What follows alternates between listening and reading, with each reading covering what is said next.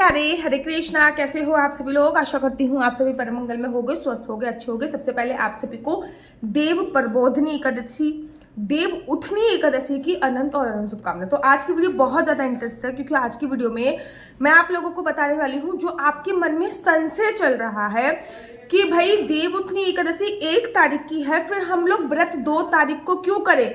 ये संशय बड़े सारे लोगों के मन में है और बहुत सारी जगह देव उठनी एकादशी 1 तारीख की भी सेलिब्रेट हो रही है। ऐसा नहीं है कि देव उठनी एकादशी 1 तारीख की सेलिब्रेट नहीं हो रही, देव उठनी एकादशी 1 तारीख की भी बहुत सारी जगह पे सेलिब्रेट हो रही है। देखो, एकादशी में 3 दिन बड़े मायने रखते हैं। नंबर 1, 10वीं दिन, मतलब एकादशी से 1 दिन पहले जो तिथि होती है, एकादशी से 1 दिन पहले की जो तिथि होती है उसको 10वीं तिथि बोल लेते हैं। एकादशी जिस दिन हम व्रत रखते हैं, एकादशी के बाद की जो तिथि होती है उसको द्वादशी तिथि बोलते हैं। ठीक है, तो एकादशी का जो व्रत होता है वो त्रिदिवसीय व्रत की श्रेणी में आता है। अब श्रेणी का मतलब ये नहीं है कि 3 दिन तक व्रत रखते हैं, व्रत तो केवल एक एकादशी वाले दिन ही होगा, लेकिन 10वीं तिथि से अर्थात एकादशी से 1 दिन पहले कुछ नियम होते हैं जिनका पालन करना होता है। जैसे कि 1 दिन पहले लहसुन, प्याज, मांस, मदिरा का सेवन नहीं करना होता। 1 दिन पहले संपूर्णतः ब्रह्मचर्य का पालन करना होता है। 1 दिन पहले किसी भी प्रकार की कोई काम वासना क्रीड़ा को अंजाम नहीं देना होता।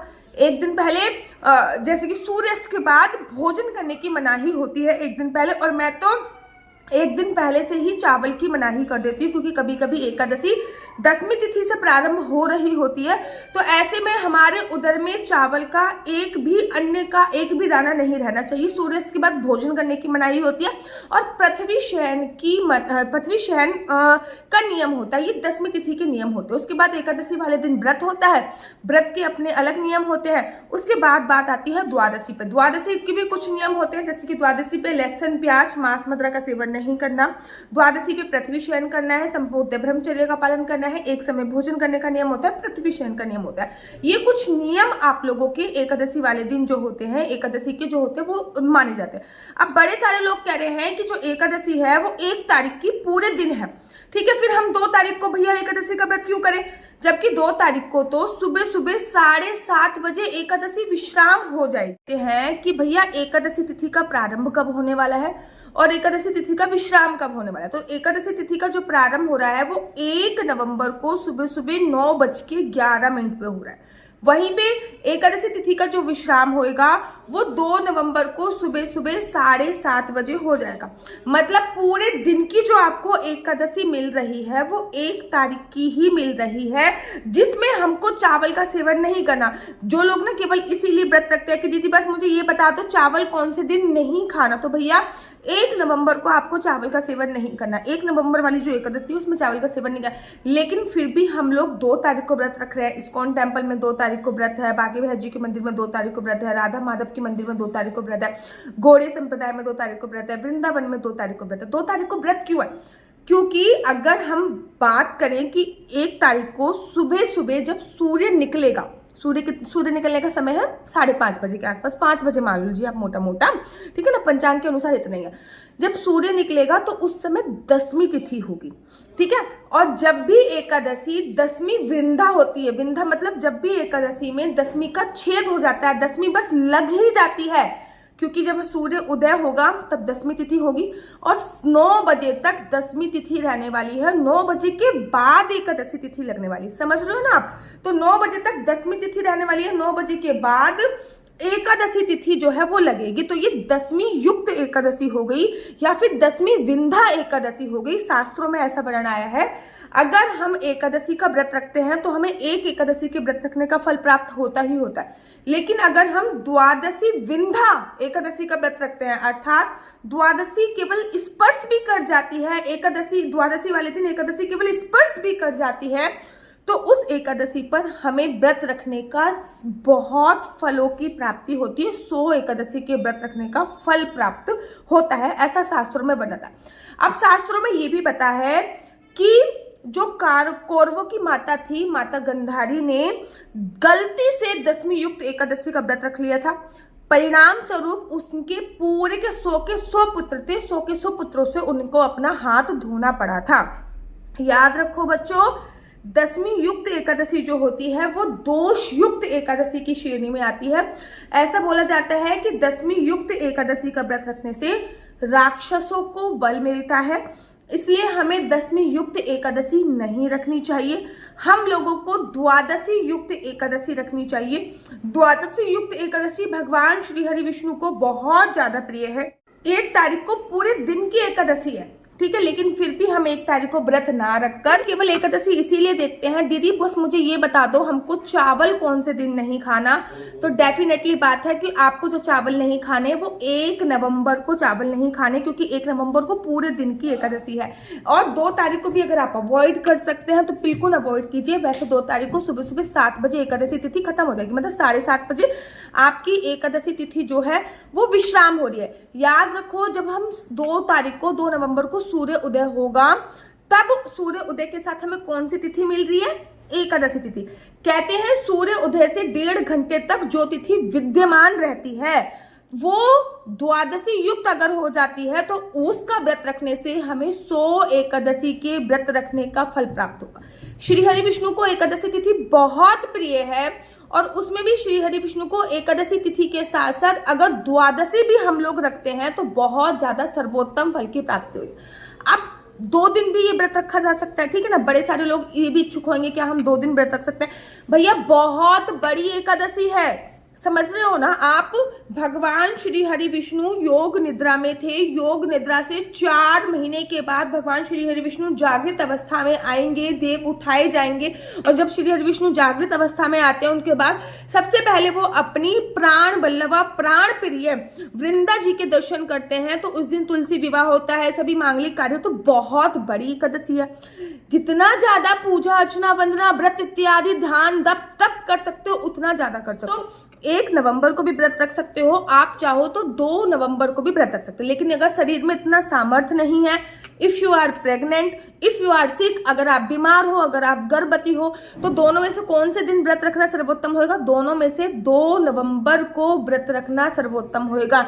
याद रखिए 2 नवंबर को जो व्रत रखा जाएगा वो ही सबसे सर्वोत्तम है। और पूरे भारतवर्ष में मैक्सिमम जगह 2 नवंबर को ही व्रत रखा जा रहा है।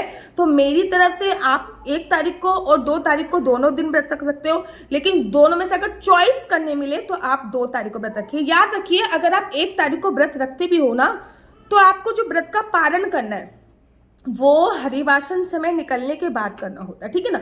अब द्वादशी तिथि ही विश्राम होएगी 7:30 बजे 2 तारीख को। उसके बाद हरिवासन समय चलेगा। हरिवासन समय में आप व्रत खोल नहीं सकते, तो आपको व्रत खोलने 12:30 बजे के बाद व्रत खोलना होगा 2 तारीख को। अगर आप 1 तारीख को व्रत रखते हो तो व्रत खोलने का जो समय है, जिसको व्रत पारण करने का समय बोलते हैं, वो 12:30 बजे होता है। याद रखो, ठीक है ना।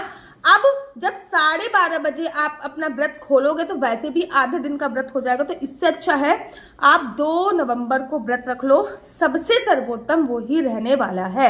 मेरा नंबर आपको नीचे स्क्रीन पर दिख रहा होगा। मेरा नंबर है 4/9-20-25-65।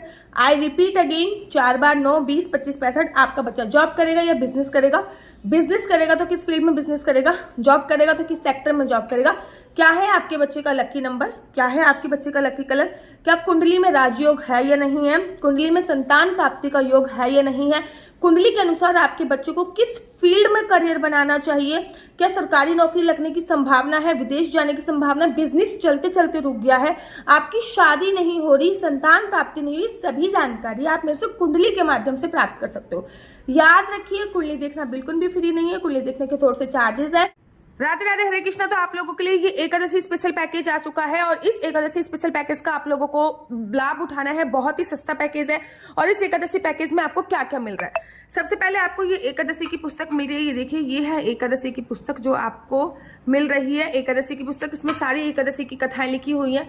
इसी के साथ साथ आपको ये जप माला मिल रही है। याद रखिए ये जप माला है राधा राधा राधा राधा राधा। तो ये आपको एक जप माला मिल रही है। गले में पहनने वाली डबल राउंड की तुलसी माला मिल रही है। 2 राउंड की तुलसी माला मिल रही है। इसी के साथ साथ आपको लड्डू गोपाल के लिए एक तुलसी माला मिल रही है, लड्डू गोपाल के लिए एक वैजंती माला मिल रही है, लड्डू गोपाल के लिए एक चंदन माला मिल रही है।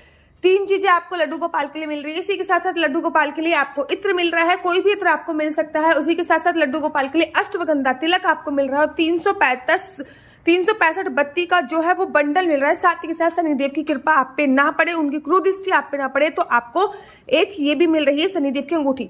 ये सारा का सारा पैकेज है वो 680 रुपए का है, कोई भी डिलीवरी चार्ज नहीं। 680 रुपए में आपको कितने आइटम मिल रहे हैं? 1 2 3 4 5 6 7 8 9 10 आइटम मात्र 680 रुपए में मिल रहा है।